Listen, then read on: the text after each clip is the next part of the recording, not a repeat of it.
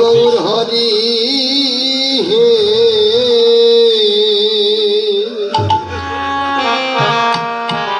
ভজন কৃষ্ণ ভক্তের সঙ্গ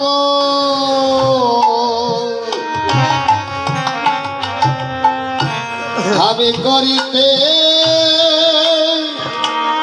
হে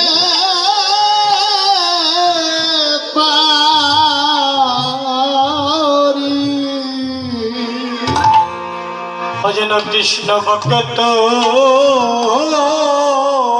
সঙ্গ আমি করিতে আমি করিতে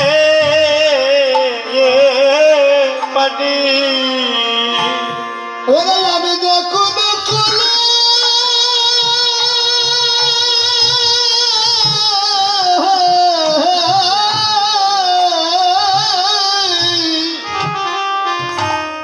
ওরে দেখো দেখো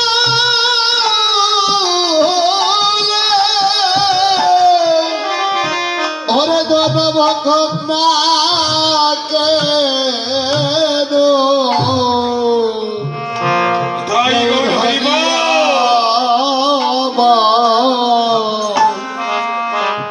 কৃষ্ণ ভক্তের সঙ্গ যেন করিতে করিতে পারি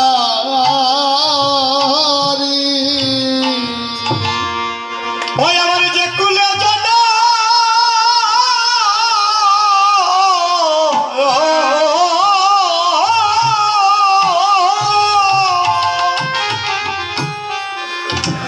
ওই আমার যে কুলে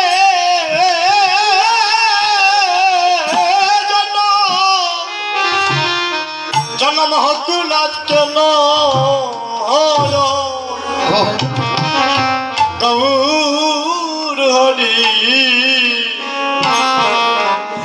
জানাই আমি ভক্ত সঙ্গ করিতে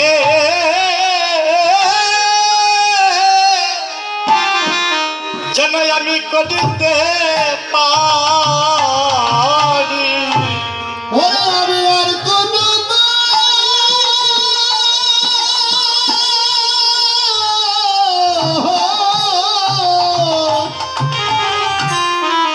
ওরে আমি আর কোনো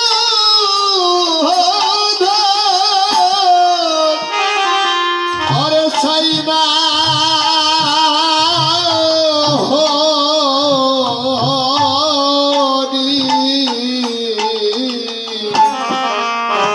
যেন বন্ধ সঙ্গ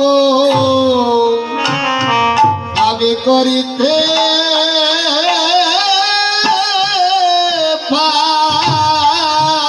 পারি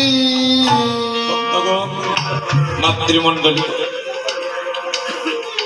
শ্রীরামে নবদ্বীপে গৌরী হরিকে ভালোবেসেছিল গৌরী দাস কীর্তনিয়া। এই জগতে যারা আমার গৌরী সোনাকে ভালোবাসে এই যে তাদের ঘরেও জ্বালা বাইরেও জ্বালা, তাদের কেঁদে কেঁদে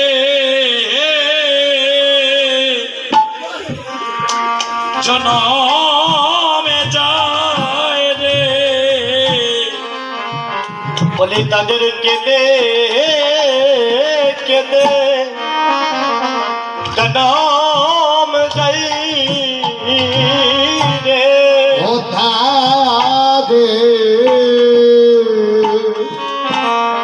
তাদেরকে দেখে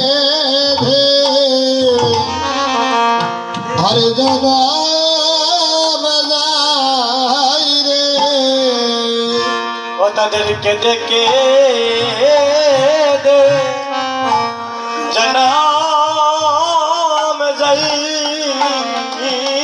রে। এই জগতে একমাত্র যারা আমার গৌর হরির চরম দোকানে সম্পদে করেছে।